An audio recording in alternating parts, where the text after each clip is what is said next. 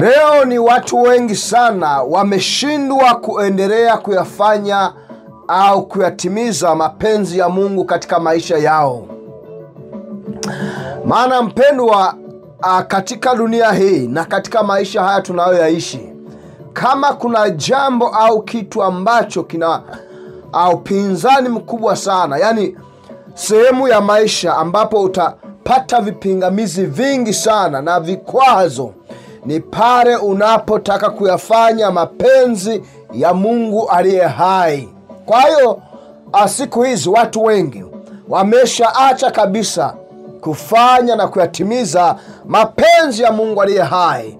Wamekutana na vikwazo au na vipingamizi kutoka labda kwa ndugu na jamaa au wanafamilia. Wamepata vikwazo kutoka labda kwa wachungaji wengine. Labda wengine wamepata vikwazo au vipingamizi kutoka kwa viongozi labda wa serikali.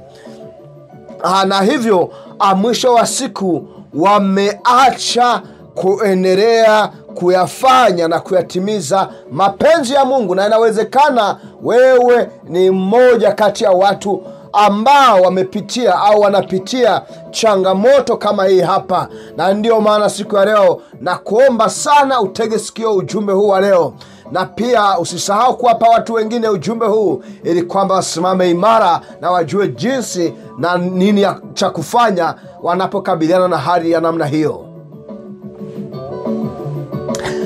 Ninakusalimu katika jina la Bwana wetu Yesu Kristo wa Nazareti.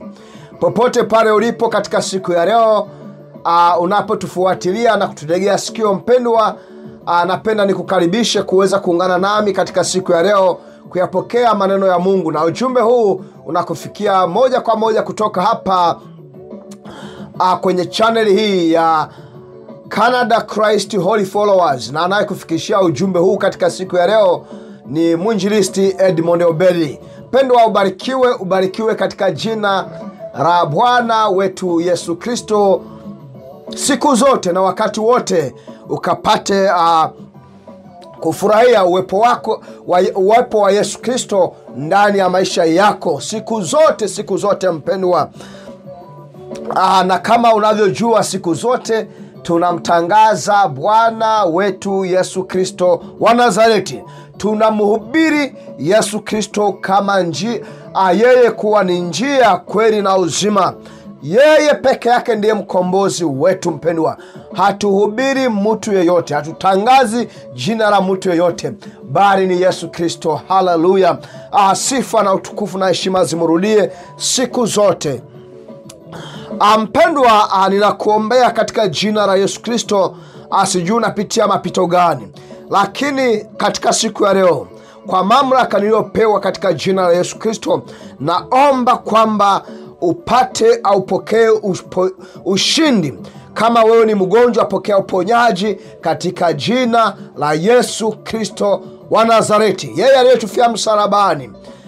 Mpendwa, pokea uponyaji. Damu ya Yesu Kristo ikakutakase, ikakusafishe, ikakuoshe katika jina la Yesu Kristo, na ukatembee ndani ya ushindi unaopatikana katika jina hili, jina lipitaro majina yote, na ni jina la Yesu Kristo. Siku zote mpendwa, tunapohubiri hatusahau kusema au kuwakumbusheni kwamba hizi ni nyakati za mwisho. Tuko, dunia iko ukingoni mpendwa. Yesu anarudi, siku na saa hajulikani. Kwa hiyo asikudanganye mtu akasema kwamba tangia dunia yumbwe, hata tangia wakati au kipindi cha Yesu mambo yameendelea vile. Mpendwa, maandiko matakatifu yanasema wazi kwamba kwa Mungu siku moja ni kama miaka 1000, na miaka 1000 kwa Mungu ni kama siku hii moja. Kwa hiyo hesabu ya Mungu ukiweza kuisolve, basi wewe utajua kwamba hapa tunapoishi au siku hii tuliona, siku ya leo ni kwamba tuko, dunia iko mwishoni mpendwa.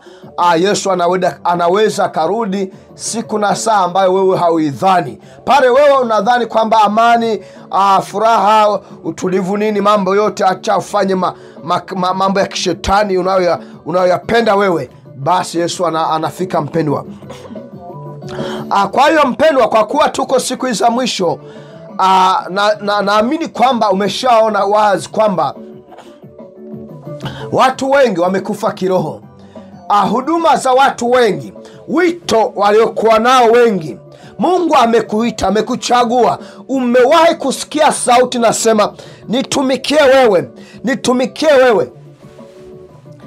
Lakini cha kushangaza hii leo umekaa kimya kabisa, umeacha kumtumikia Mungu. Kwa nini? Ni kwa sababu nimekuja kugundua kwamba mpendwa, mtu unapo kama una wito, Mungu amekuchagua kuyafanya na kuyatimiza mapenzi yake. Pendwa, utapitia vikwazo vingi sana. Kutakuwepo na vipingamizi vingi sana sana.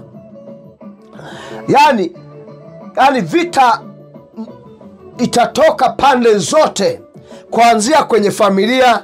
Yani hata wewe kama ni mke, mume ataanza kupinga, au mke atakuwa ndio kikwazo. Kama sio hao, ndugu zako wataanza kukuletea vikwazo na vijisababu. Yani watajaribu kukatisha tamaa kwa namna na njia zote ambazo mwovu shetani anazitumia. Watu watakuja wakwambia wewe, huduma yako au mahubiri yako hakuna atakaye kusikiliza. Kwanza wewe unahubiri injili ya zamani, injili ambayo ilisha expire. Your gospel has already expired. Does not match, does not line up with today's society. Wanaita Gen Z. Kwa hiyo wanakuambia injili yako ilisha expire hii. Yani haiendani na kizazi cha leo. Kizazi cha Gen Z au Z. Wanakuambia wewe hujasoma. Wewe kwanza unachotaka ukifanya yani hakiwezekani. Wanaanza kuambia angalia wewe ulivyo mwenye dhambi. Kwanza wewe kuwa hivi. Vile mwingine shetani anakuwa na kama vikwazo vya kila namna. Kwa hiyo watu wengi wamejikuta wanashindwa kusikiliza ile sauti ndogo iliyosema wakati mmoja, ukaisikia kwa 100%. 100% ulisikia sauti ile inakwambia kanitumikie wewe, nimekuchagua, hubiri vivyo hivyo. Sasa unaanza kupitia changamoto hizi, vipingamizi. Unaona mtu anakuja na kuangalia anasema wewe, yani inaonekana hata karama ya utumishi hauna. Hujawasikia watu kama hao? Wanakwambia labda ukatafute labda baba yako wa kiroho, mama yako wa kiroho, sijui shangazi yako wa kiroho, binamu yako wa kiroho. They say anything and everything. Wanajaribu kukatisha tamaa. Wanasema pendwa, kwenye eneo hili la utumishi ndipo kuna yani vipingamizi vingi sana, vikwazo. Mwingine anakukwaza mpaka unatamani uache kumtumikia Mungu aliye hai. Shetani ashindwe kwa jina la Yesu Kristo. Watu wengi wameacha kumtumikia Mungu kwa sababu shetani anatumia wanadamu wengine, na anaweza kumtumia mtu wako wa karibu. Yani unaenda naye kanisani, mnakaa kiti kimoja, au unalala naye kitanda kimoja. Ni mke wako, ni mume wako, ni baba yako, ni mama yako, ni shangazi yako, binamu yako, ni mchungaji wako, askofu wako. Anaweza akawa mtu yeyote akakusababisha wewe ushindwe kuyafanya na kuyatimiza mapenzi ya Mungu aliye hai, huduma ambayo Mungu aliyeweka ndani yako. Na ole wako wewe unayepinga huduma ya mtu. Wengine wanapinga indirectly, hawapingi moja kwa moja, maneno, vijisababu, vikwazo wanavyovileta kwenye maisha yako. Mpaka mtu nakuazika unajisikia kama mwenye dhambi. Kwani ni njia ya shetani ya kutaka usihudumu mpendwa. Simama imara. Anaweza akawa, ninasema hivi, akawa ni mke wako, ni mume wako, ni watoto wako. Anaweza akawa ni mchungaji wako, ni wazee wa kanisa kama wewe ni mchungaji. Anaweza akawa ni mwimbaji mwenzako. Anaweza akawa ni askofu wako. Anaweza akawa mtu yeyote mpendwa. Sasa tatizo na shida ya sisi walokole au wa Kristo, tunashindwa kutoa majibu yaliyo sahihi. Kwa nini? Ni kwa sababu hatutambui kwamba vikwazo hivi, vipingamizi vya namna hiyo, vita hizo au vita za namna hiyo zinatoka kwa Ibilisi, na shetani huyu anakuwa ndani ya mtu yule. Na ndio maana siku ya leo mpendwa, mimi nataka nikuonyeshe jinsi ya kumajibu watu wa namna hii. Yeyote anayekukatisha tamaa, anayetaka usifanye kazi ya Mungu, anayejaribu kupinga usifanye na kuyatimiza mapenzi ya Mungu aliye hai. Haleluya! Lazima tujifunze kutambua na kutoa majibu yaliyo sahihi kwa watu hawa. Haijalishi ni mke wako, maana mke wako anaweza kuvaa sura ya shetani kulingana na maneno anayokuambia. Mume wako anaweza kuvaa sura ya shetani kulingana na maneno anayokuambia. Mchungaji wako, askofu wako, mwimbaji mwenzako, Mkristo mwenzako anaweza kuvaa sura ya shetani. Usipotambua hili mpendwa, lazima wewe huduma yako itakufa, yani dakika moja au ndani ya sekunde. Mimi nimekuja kugundua hilo. Maana anataka tusome kisa kimoja. Maana watu wengine ninapohubiri hivi wanadhani kwamba mtumishi, mbona kama una hasira? Ni hasira kweli. Maana mtu anataka usifanye mapenzi ya Mungu, lakini ufanye mapenzi ya kwake. Na watu wengi wameishia katika mazingira ya namna hii. Wanashindwa kufanya mapenzi ya Mungu, wanafanya mapenzi ya wanadamu. Hawa baba zenu wa viroho. Penda tusome hapa uone. Kisa kimoja kizuri sana, ni somo zuri sana ambalo inatakiwa likujenge wewe. Labda ulikuwa umeshapata wito ndani yako, Roho wa Mungu aliongea na wewe akasema kanitumikie, lakini mwisho wa siku umeenda kuomba ushauri kwa mtu fulani, na shetani ameshaona kile ambacho Mungu ameweka ndani yako. Shetani akasema ngoja nikunyoshe vizuri. Si unaenda kutafuta ushauri? Yaani umeona kwamba wanadamu wana ujuzi na uelewa na ufahamu kupita Roho Mtakatifu aliye ndani yako. Yaani Roho Mtakatifu ndiye mwalimu wa kweli dunia nzima. Mimi mpendwa ni mhubiri tu, natumika kadri Mungu anavyoniongoza. Lakini kuja nikwambie najua vitu vyote, niko smart, wala I'm very intelligent. Mpendwa, hapana, hiyo sio kweli. Sio kweli, haiwezekani. Roho Mtakatifu, Roho wa Mungu aliye hai. Sasa tujifunze kwa Yesu. Sasa ilifika wakati, unajua Yesu alikuwa na wanafunzi wake 12. Sasa ikafika wakati Yesu akatabiri, akawa na tabiri juu ya kifo chake. Anawaambia wanafunzi wake. Tusome katika Mathayo 16, tutaanzia mstari wa 21. Tangu wakati huo Yesu alianza kuwaeleza wanafunzi wake kwamba hana budi kwenda Yerusalemu na kupata mateso mengi mikononi mwa wazee, viongozi na makuhani na walimu wa sheria, na kwamba itampasa auawe, lakini siku ya tatu kufufuliwa. Yesu anawaambia wanafunzi wake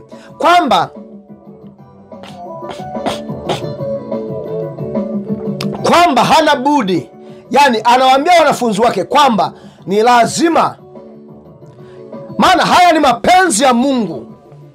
Yeye alikuwa ametumwa na Mungu akafanya mapenzi ya Mungu, na ndio maana akatumia lugha hii, akasema kwamba hana budi apandishe Yerusalemu, aende Yerusalemu, na huko haendi kula chipsi mayai, kunywa masoda, kuenjoy na kujivinjari na kucheka na kusherehekea mambo kama hayo. Anasema hapa, naenda kweli kukipata cha moto. Ni Yesu mwana wa Mungu aliye hai, anawaambia wanafunzi wake.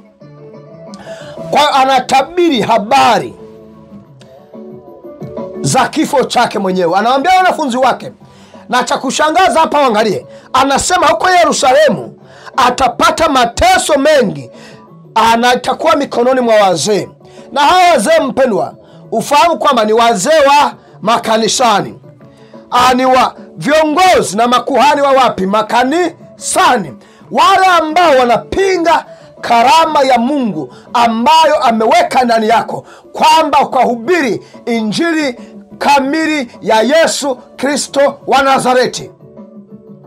Lazima hawa watakushughulikia wewe. Walimshughulikia Yesu Kristo, alifahamu wazi, alijua wazi.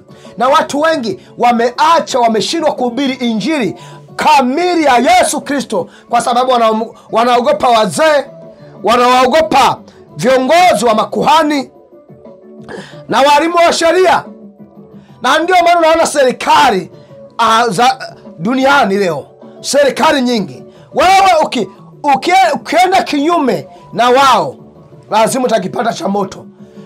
Ukitaka kujua kwamba watumishi wengi siku hizi hawamtumikii Mungu wa kweli, utajua kwa kuangalia jambo moja tu: hawapingi maovu ya serikali zao, hawakemei.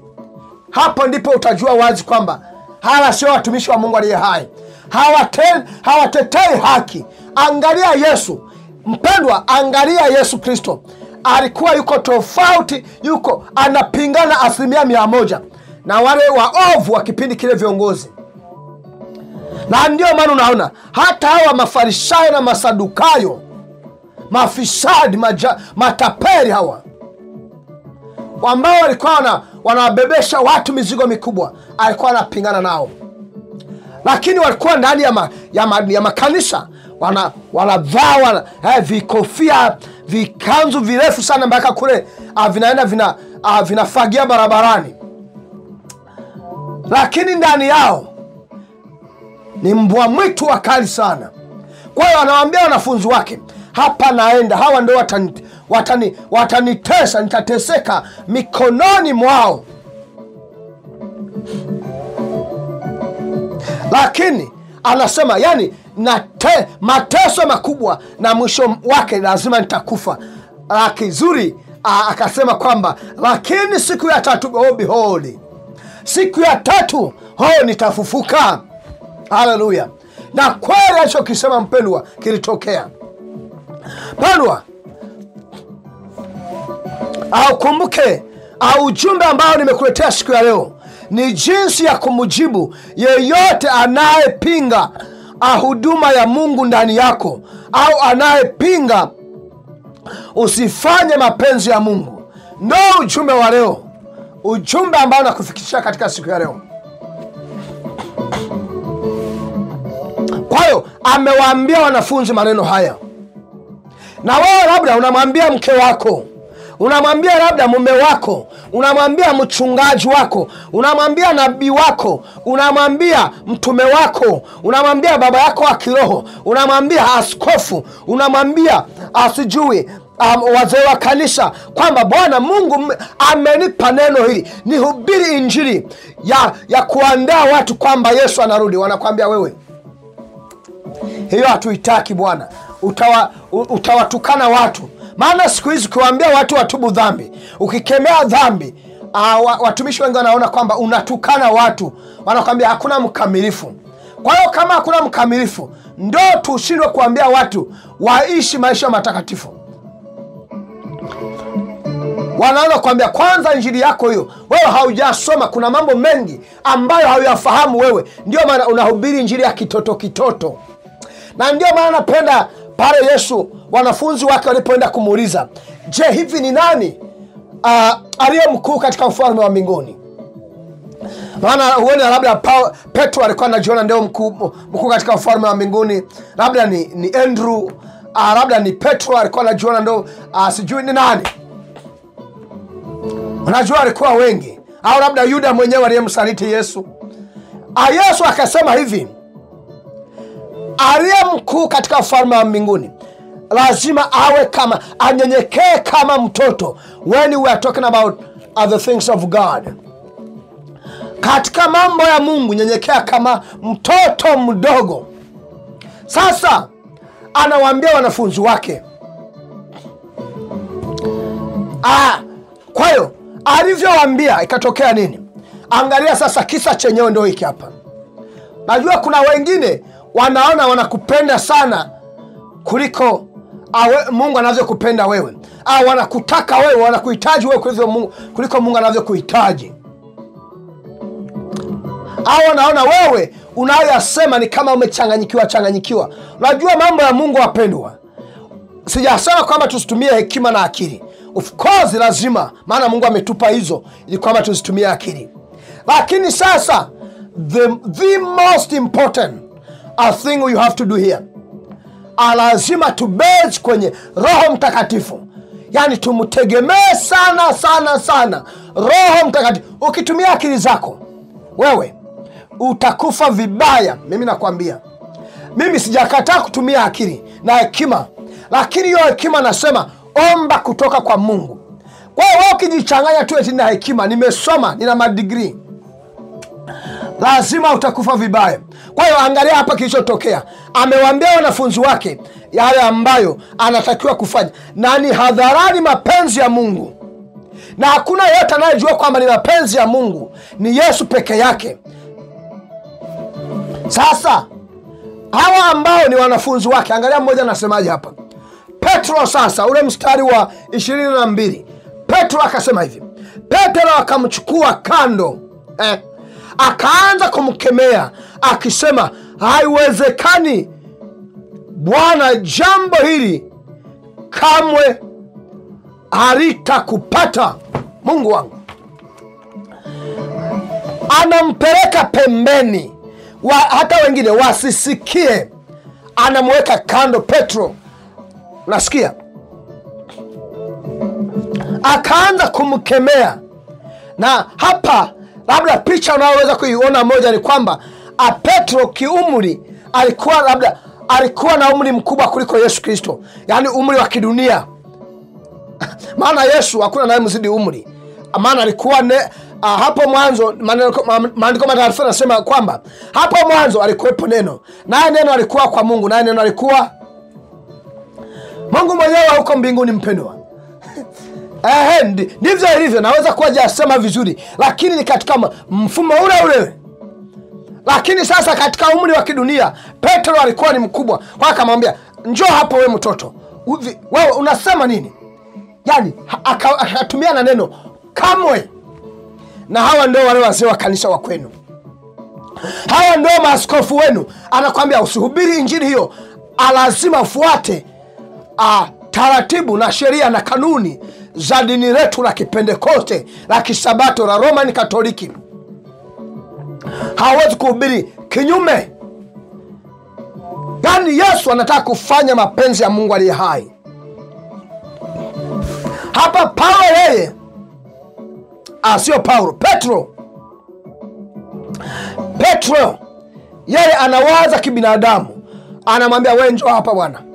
Hivyo na ndivyo walivyo hao mama zenu wa kiroho, baba zenu wa kiroho. Anakuambia hivyo, una akili wewe, lazima yani hayo haiwezekani. Wengine anakuambia paka nikupe kibali. Pendwa, mimi nikuambie wazi, niseme na wewe, ukihubiri neno hili, ukianza kumtumikia Mungu kwa kupitia kibali cha mwanadamu, wewe utakufa vibaya, na utumishi wako huo sio wa kweli, ni wa hovyo. Hatuhitaji kibali cha mwanadamu kuhubiri injili hii. Haleluya, haleluya. Pendwa, hauhitaji kibali cha mwanadamu, unahitaji kibali kutoka kwake. Akuchagua Yesu Kristo mwenyewe, ndipo utaweza kuhubiri injili kama hii. Tunagonga vizuri sana tukimtangaza Yesu Kristo. Na wewe labda huenda umepitia hali kama hii. Ulisikia Roho wa Mungu anakuambia, anza kwenda mitaani, hubiri. Haijalishi sio mpaka uwe na kanisa lako umejenga lijengo. Anza kutangaza injili kamili ya Yesu Kristo. Wanakuita kanisani, wanasema wewe naona umekengeuka. Wewe una tabia mbaya, hautaki kusikiliza wazee wa kanisa. Tumekukalisha kikao, mchungaji, askofu, wewe unataka kuhubiri injili inayopingana na msimamo na mwelekeo wa askofu wa sasa. Kwa hiyo msikilize askofu. Wanasema kama usikilizi, haiwe kamwe hautaweza kuwa mtumishi. Kama wa Petro, ujue huyu alikuwa ni mmoja wa wanafunzi wa Yesu Kristo, sio kwamba ni mtu ametoka nje.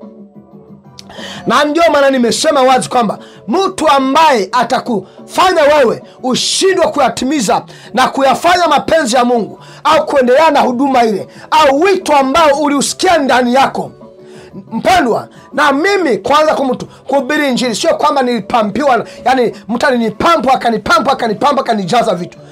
Pendwa, ni wito ambao niliupokea na ahadi, covenant niliweka na Mungu ya hai. Na ndio maana siogopi kuhubiri injili ya kuwatwanga vizuri na kuwanyosha ninyi, na pia akuwatia moyo ninyi ambao huduma zenu zimekufa, zimenyong'onyea. Yaani umeshindwa uanzie wapi, kwa sababu kila upande yanakuja vishawishi na vikwazo na mambo na maneno ya kukukatisha tamaa. Unaona? Kwa hiyo hapa Petro anamwambia, forget about it. It won't happen at all. Never. Akasema never, kamwe. Sasa sikiliza, hii ndio jinsi ya kuwajibu watu wale. Awe ni nani, awe ni askofu wako, awe ni baba yako wa kiroho, awe ni mke wako, awe ni mume wako, awe ni baba yako, ni shangazi yako, ni binamu yako, ni nani yako, mjomba wako, rais wako, awe ni waziri mkuu, awe ni amiri jeshi, awe ni rais wa Marekani, rais wa Urusi, rais wa China, rais wa Kenya, rais wa taifa lolote hapa duniani, akitaka kuzima huduma au wito ambao Mungu ameweka ndani yako, lazima mjibu kama hivi. Yesu alivyomwambia Petro, alimwambia hivi. Lakini Yesu akageuka na sura ya mbali, akamgeukia na kumwambia Petro, alimwambia Petro hivi, arudi nyuma yangu Shetani, wewe ni kikwazo kwangu. Moyo wako hauwazi yaliyo ya Mungu, bali ya wanadamu. Hallelujah, glory to God. Yani mwanafunzi aliyemchagua mwenyewe, Yesu alimchagua Petro akamfanya mwanafunzi wake. Wakati ule hakuwa Petro tena. Yesu aliona Shetani ndani ya Petro. Na wewe mtu yule ambaye amepinga huduma, ile voice, a small voice ambayo ilisema ndani yako, nitumikie, endelea vivyo hivyo, nitumikie. Lazima umwambie hivi, mke wangu, mume wangu,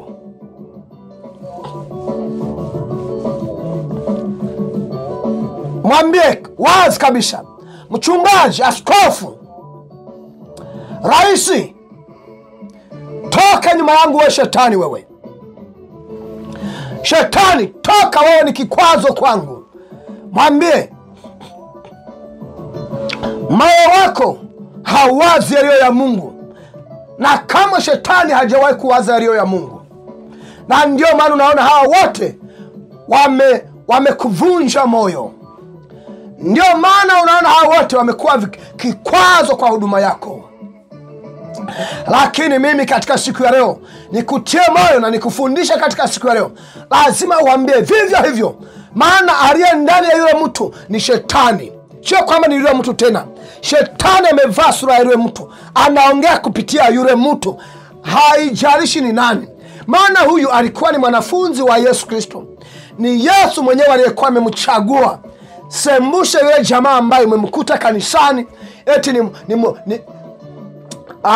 ni Mkristo mwenzako, eti ni askofu wenu, amezaliwa huko, wewe umezaliwa kule, mmekutana katika labda kutenda kazi, lakini sasa hivi anataka aanze kukuamrisha wewe ukafanye mapenzi ya wanadamu kuliko mapenzi ya Mungu.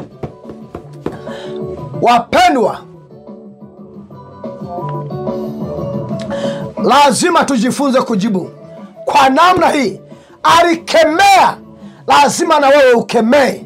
Lazima ukemee yeyote uliyemwambia kwamba una wito wa kufanya mapenzi ya Mungu. Hakuna huduma ambayo unasikia inabubujika ndani yako, akawa kikwazo kwako, akaanza kukukatisha tamaa, akaanza kupiga vita. Pendwa, usione au usianze kumpa heshima, usione shaka, wala usianze kumwonea huruma, eti umwambie kwa nani, yani kwa heshima, kwa upendo ni. Maana na Yesu hapa hakushindwa, asingeshindwa kumwambia Petro, come on, nafanya yaliyo ya Mungu, nisaidie tuombe nini. Hapana, aliona lugha aliyoitoa Petro, akaona huyu sio Petro tena, shetani ameshamkaribia. Kwa hiyo ilibidi twange vile vile. Anaweza kawa rais wenu, mwambie wewe shetani. Unajua watu tunashindwa kuambia awe ni rais, tunamwonea eti utakuwa umemkosea heshima. Ni rais au ni waziri mkuu au ni mbunge au ni polisi. Mashetani ninyi. Au eti ni askofu, anataka askofu uhubiri maelekezo yake. Hayo mambo hamuyaoni? Watumishi, wachungaji, wainjilisti hamuelekezwi kuhubiri akuendana na mifumo yao. Ule sio utumishi wa kweli. Lazima tuhubiri kadri Roho wa Mungu anavyotuongoza, na sio kwa mwongozo wa binadamu. Ule ni upagani na ushetani. Kwa hiyo kuanzia leo, kama wewe unapinga huduma yangu, nasema shetani, toka nyuma yangu. Maana wewe umekuwa kikwazo kwangu, kwa sababu moyo wako kama hauwazi yaliyo ya Mungu bali ya wanadamu. Maana kuna mtu hapa ninaanza kuhukumu, ninasema jamaa hivi na hivi, sijui na nini. Huyo ni shetani. Kama ushapokea wito, ukasikia sauti ile, tenda kazi ya Bwana. Tenda kazi ya Bwana, mpendwa. Kwa hiyo mpendwa, na wewe ndugu yangu, rafiki yangu, kama ulikuwa umekata tamaa au umekatishwa tamaa, au unafesi vita kali sana, vipingamizi vingi sana kwa sababu ya huduma au wito ambao ulisikia ndani yako, ukawaambia hao watu yani unatabiri huduma yako, alafu wanaanza kukwambia maneno kama haya kwamba wewe hutafika popote, yani sijui nini, sijui. Waambie shetani, toka nyuma yangu. Shetani, toka nyuma yangu. Shetani, toka nyuma yangu. Shetani, toka nyuma yangu, katika jina la Yesu Kristo. Na uendelee kuitenda kazi ya Bwana, na Mungu atakuinua mpendwa. Mungu atakuwezesha kufanya huduma hiyo. Maana kama yeye amekuchagua mpendwa, lazima utaweza kufanya na kuyatimiza mapenzi yake. Pendwa, niamini kwamba ujumbe huu umekubariki, ujumbe huu umekujenga na kukuimarisha. Usisahau kuwapa watu wengi, sambaza ujumbe huu ili kwamba tupate watumishi wengi wa kweli. Sio mpaka uwe na kanisa mpendwa.